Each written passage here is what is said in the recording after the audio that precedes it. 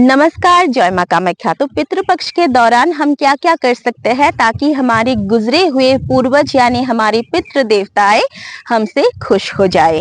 तो कहा यह जाता है कि पितृपक्ष में कर्ज लेके पितरों का श्राद्ध आदि कार्य नहीं करना चाहिए। ये करने से हमारे पितृ देवताएं हमसे नाराज हो जाते हैं। तो जिनके पास सामर्थ्य है वे लोग तो कर सकते हैं पितरों की श्राद्ध, लेकिन अगर किसी के पास इतना सामर्थ्य नहीं है और तब भी पितरों को खुश करना तो बहुत ज्यादा जरूरी होता ही है। इसलिए हम क्या क्या आसान उपाय कर सकते हैं पितरों को खुश करने के लिए, चलिए अब इस वीडियो में जानते हैं। तो शास्त्रों में तुलसी जी को, तुलसी मैया को बहुत ही ज्यादा पवित्र माना गया है, ये सभी को पता होता है।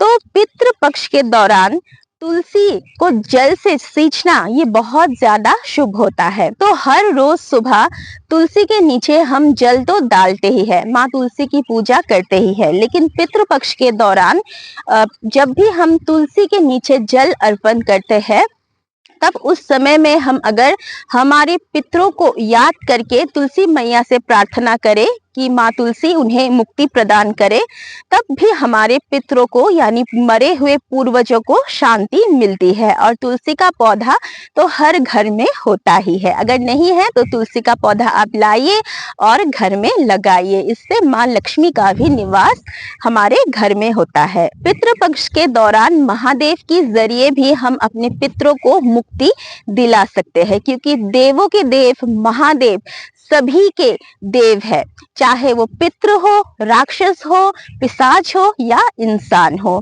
तो पितृपक्ष के दौरान माना जाता है कि दूध में काली तिल डालकर शिवलिंग का अभिषेक रोजाना 15 दिन करने से हमारी पितृ दोष शांत होने लगता है। लेकिन दूध चढ़ाना भी अगर संभव किसी के लिए नहीं होता है तो भोले बाबा तो हमारे एक लोटा जल से ही खुश हो जाते हैं।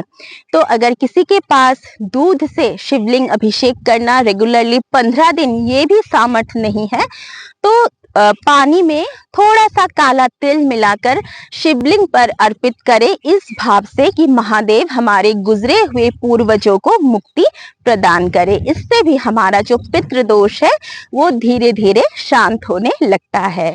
जगत के पालनहार नारायण, उनके मंत्र से भी हम हमारे पितरों को मुक्ति दिला सकते हैं इसी पितृपक्ष के दौरान। ओम नमो भगवते वासुदेवाय का जप भी करने से हमारे पितरों को मुक्ति मिलती है और पितृ दोष धीरे धीरे समाप्त होने लगता है।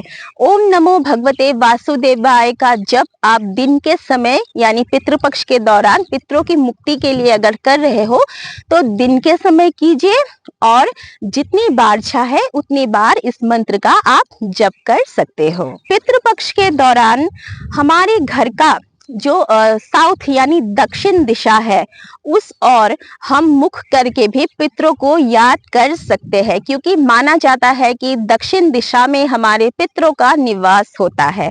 अगर दक्षिण दिशा की ओर आपने अपने पूर्वजों की फोटो लगाया हुआ हो या फिर नहीं भी लगाया हुआ हो तो दक्षिण दिशा की ओर सुबह के समय यानी 11 बजे से 12 बजे के बीच में इस 1 घंटे के अंदर आप साउथ डायरेक्शन में घर के अंदर ही तिल हो, घी हो या फिर सरसों का तेल प्रज्वलित करके दक्षिण दिशा की ओर दिए का मुख करके और आप भी खुद अपना मुख दक्षिण दिशा की ओर करके 10 मिनट के लिए चाहे आप अपने पूर्वजों को दिल से याद कीजिए और उनसे प्रार्थना कीजिए, निवेदन कीजिए कि जो भी जाने अनजाने में हमसे गलतियां हुई है और हमें जो पितृ दोष लगा है उनसे आप हमें मुक्ति दीजिए। पितृपक्ष के दौरान श्रीमद् भगवत गीता का पाठ करने से भी हमारे पितरों को मुक्ति मिलती है और जब पितरों को मुक्ति मिलेगी तब हमें भी पितृ दोष से, साथ ही हमारे आने वाली पीढ़ी की पितृ दोष जो है वो हमेशा के लिए समाप्त हो जाएगा।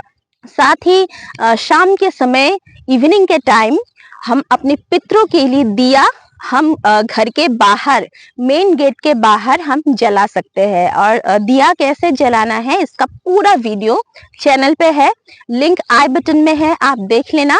तो करना क्या है, शाम के समय जब गोधूली बेला होगा यानी सूर्य जब अस्त हो जाएगा तब किसी भी पत्ते में पान का पत्ता हो या फिर केले का पत्ता हो, किसी भी फल फूल का पत्ता हो, उसमें आप दिया रख के दक्षिण दिशा की ओर जला के कुछ भोग जैसे चीनी हो, बताशा हो, कुछ भी आप अपने सामर्थ्य अनुसार रखिए, धूप जलाइए, दीप प्रज्वलित कीजिए, फिर थोड़ा सा सफेद फूल अगर आपके पास है तो वो भी रख के आप दक्षिण दिशा की ओर मुख करके पितरों को याद कीजिए और भोग नैवेद्य आपने जो आपके सामर्थ्य अनुसार चढ़ाया है उन्हें ग्रहण करने के लिए आप आमंत्रण कीजिए। साथ ही उनसे ये क्षमा प्रार्थना भी कीजिए कि जो भी गलती हुआ है उसे माफ करके पितृ दोषों की समाप्ति कर दे।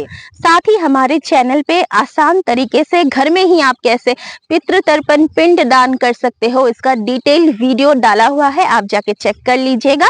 तब बहुत ही आसानी से कम साधन में ही आप अपने पितरों के लिए सभी कार्य कर सकेंगे। तो चलिए अभी इस वीडियो से विदा लेते हैं, मिलते हैं अगले वीडियो में। धन्यवाद। जय मां कामाख्या।